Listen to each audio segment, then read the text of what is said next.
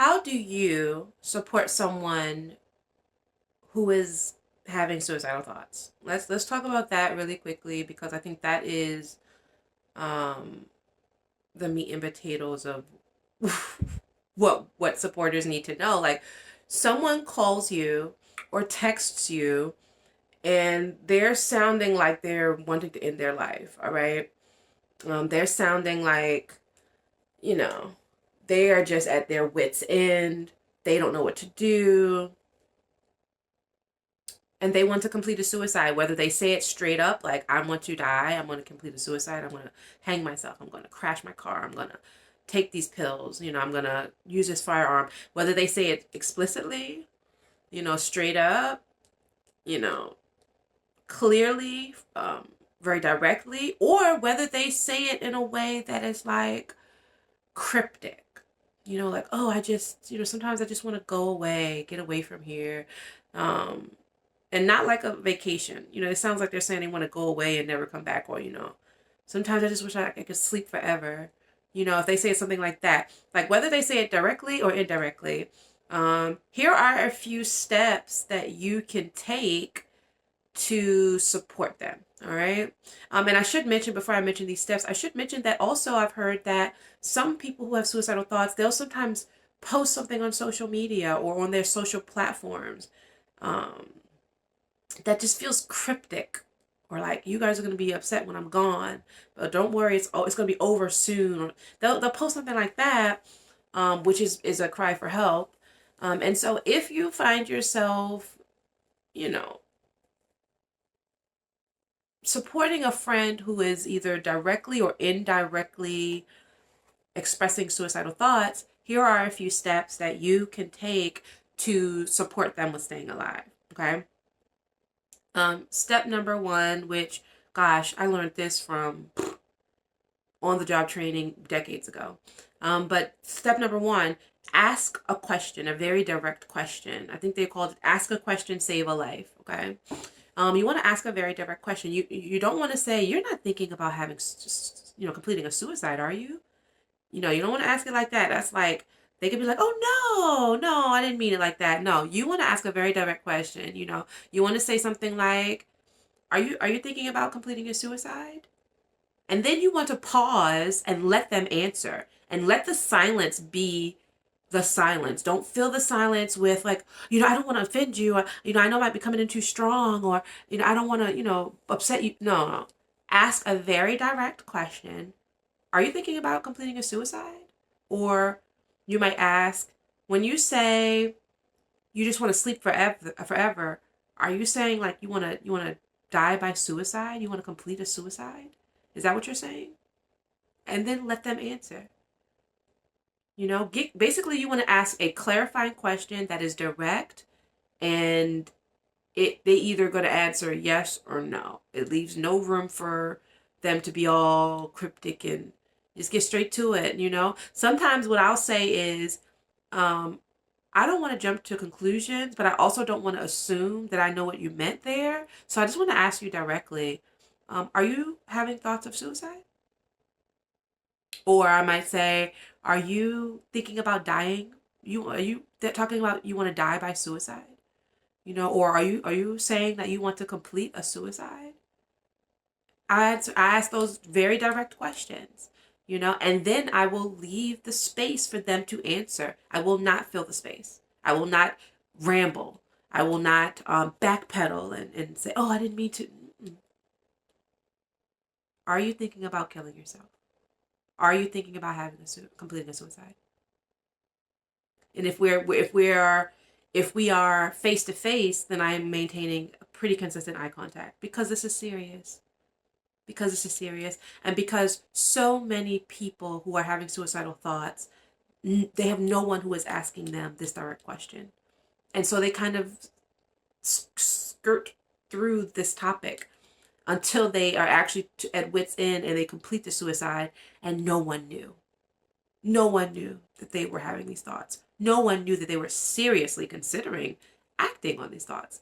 And so as a supporter, if someone even hints at or jokes about, because a lot of people will joke, like, oh, I'm just joking, I'm just talking, I'm just drunk. Yeah, okay. Are you seriously thinking about completing a suicide? Joke or not, let's make this real serious. Let me be real clear. Are you thinking about that? And then we'll go into the next part after they answer the question. Okay, so step number 1, ask a question, save a life. Step number 2,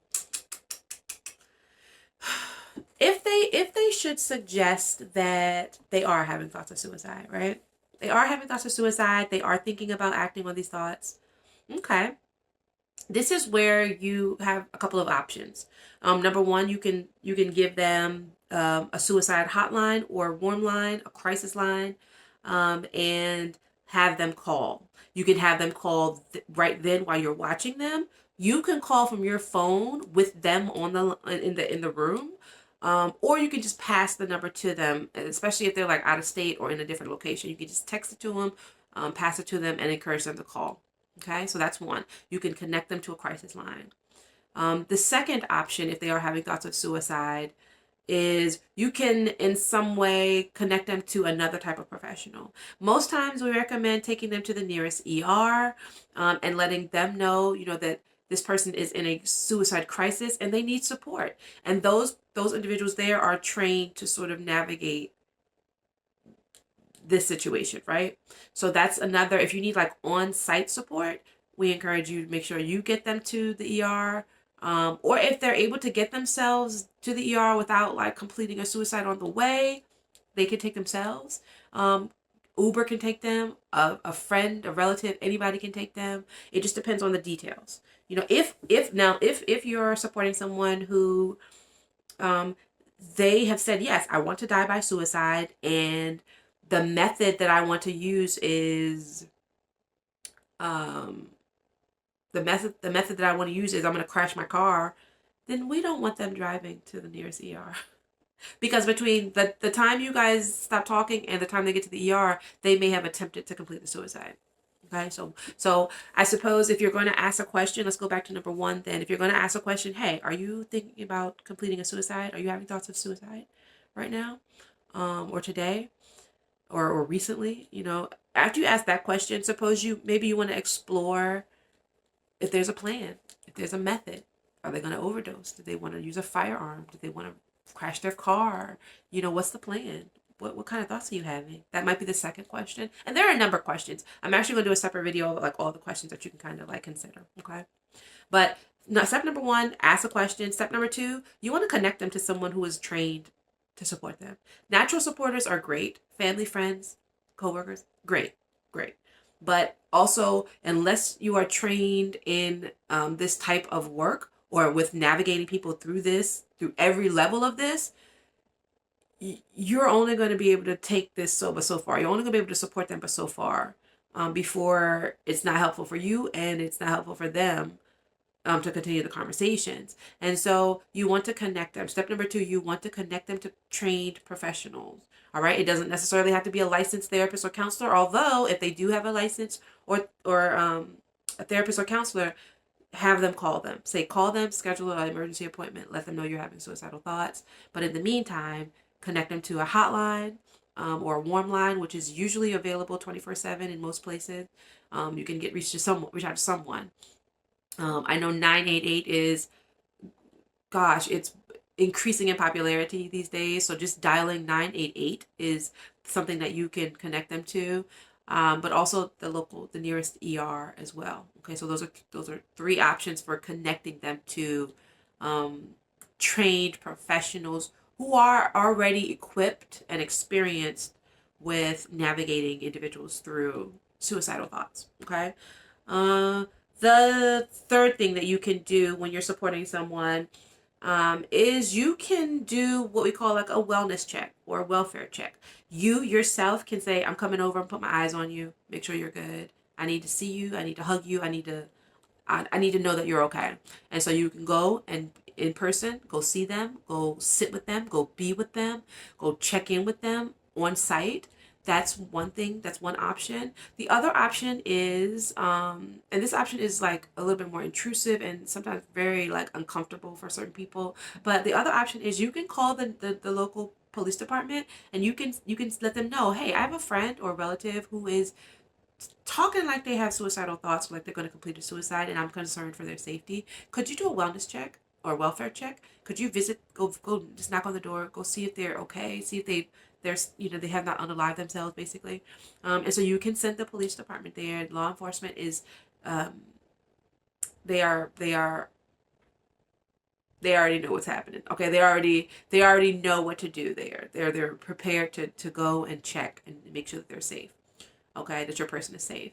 And so that's an option, but that option is like, there are a lot of people who have like a lot of negative feelings related to law enforcement and police, and so that option could worsen the situation sometimes. So be mindful of who your person is and whether they have an okay relationship with law enforcement, because if they are triggered by law enforcement, or if they feel traumatized by law enforcement, then sending the police to their home will probably have a negative reaction. It will not have the positive outcome that you hoped it would. Okay, so keep that in mind as well. If there's someone that you're supporting who has suicidal thoughts and also has trauma related to law enforcement and police, then you yourself want to go visit, or you want to ask someone in their family or their friend group, a coworker or somebody who's close to them, who has a rapport with that individual, that person in crisis. You want to ask them to go visit, to go check in, to go see them. Okay, you want to coordinate that. Okay. And then I guess the fourth thing that I can recommend is just be present. When I was in seminary, my graduate program in seminary, we talked about the ministry of presence, just being present. Just go sit with them.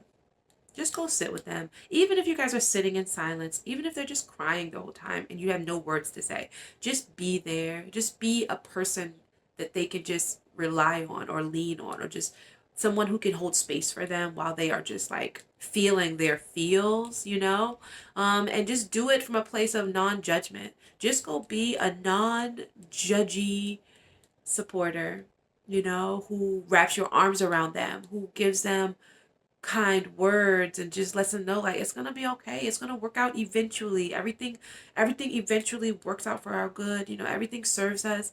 Or you might just say nothing because what they're going through is bad, and they may not like to hear that it's going to be okay. They may not be ready to hear everything's going to work out. They may just need you to say, I'm here for you. I'm here for you. You're not alone. I got you. You can cry on me. I'm going to cook you something, or I'm going to, just sit with you. They may just need you to be present. Okay. I do find that most of the callers who call the crisis line, they just mention that they have no one. And whether it's true or it's perceived, they believe that they have no one that they can turn to when they are in this dark moment. And they will say, of course I have loved ones, or friends, but I just don't feel like I can talk to them. I don't feel like I don't feel like I can bring this to them. I don't feel comfortable. And so you, as a supporter, you need to take the initiative. Don't wait for them to tell you that they need you. Know that if they're having suicidal thoughts, they need you. Know it already. All right? And insist on putting your eyes on them, sitting with them, meeting up with them, like checking in consistently with them. Like, you take the lead here. They're not going to be able to tell you what they're needing always. Okay? All right, I hope this was helpful. Gosh, save a life as much as you can. And let me just say this as a supporter, because as much as all of this is designed for us to save a life, if they decide to complete a suicide, do not take this personally as if you have failed them. That is probably the number one thing I hear from supporters of people who have completed suicide, is the supporters felt like I should have known. I should have saw something.